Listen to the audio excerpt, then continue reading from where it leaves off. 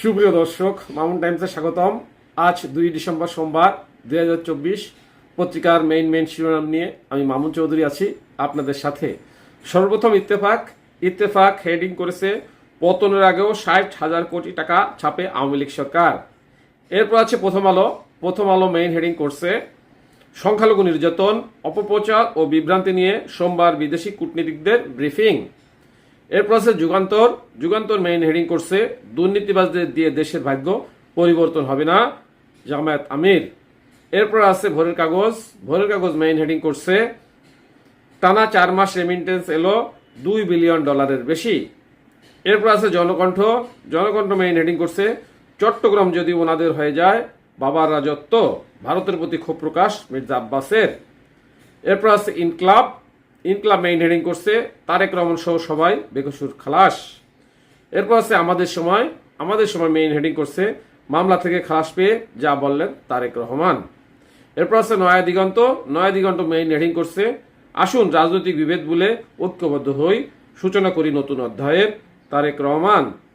এরপর আছে সমকাল main heading করছে সিরিয়ায় গৃহযুদ্ধ, আলেপ্পো দখলের পর আরো অগ্রসর হচ্ছে বিদ্রোহীরা। এরপর আছে জায় দিন মেইন হেডিং করছে গণতন্ত্রের চেতনা সমুন্নত রাখতে আমরা প্রতিশ্রুতিবদ্ধ। এই ছিল মেইন খবর। এখন যে কোনো একটা সংবাদের বিশ্লেষণে জনকণ্ঠ যে প্রতিবেদনটা করেছে সেটা হলো চট্টগ্রাম যদি ওনাদের হয়ে যায় বাবা রাজত্ব, ভারতের প্রতি ক্ষোভ প্রকাশ মির্জা আব্বাসের। ভারত বাংলাদেশের চট্টগ্রামকে তাদের অংশ বানাতে চায়, এটা তো তাদের বাবার রাজত্ব নয়।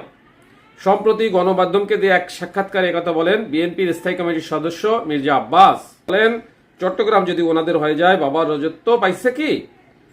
আজ রবিবার দুপুরে প্রেস ক্লাবে বিজয়ের মাস উপলক্ষে স্বাধীনতা ফোরামের এক আলোচনা সভায় তিনি এসব কথা বলেন। তিনি ভারতের উদ্দেশ্যে বলেন প্রতিবেশী দেশ ভাবে আমাদের সোলজার কম, কিন্তু আপনারা 71 সাল দেখেন, সে সময় প্রশিক্ষণ ছাড়া এবং অস্ত্র ছাড়াই আমরা যুদ্ধ করে দেশ স্বাধীন করেছি। তাই দেশের 20 কোটি জনগণই সোলজার বলে উল্লেখ করেন তিনি। যদি বাংলাদেশ দখল করতে হয় তাহলে 20 কোটি লোকের রক্তের উপর দিয়ে এদেশ দখল করতে হবে। মির্জা আব্বাস বলেন 21 আগস্টের গ্রেনেড হামলা ছিল বিদেশি শক্তির পরিকল্পিত ঘটনা, বিএনপির এর সাথে কোনোভাবেই যুক্ত ছিল না। সেই সাথে এই ঘটনাকে ব্যবহার করে বিএনপির ভারপ্রাপ্ত চেয়ারম্যান তারেক রহমানকে ফাঁসানোর চেষ্টা করা হয়েছিল বলেও মন্তব্য করেন তিনি।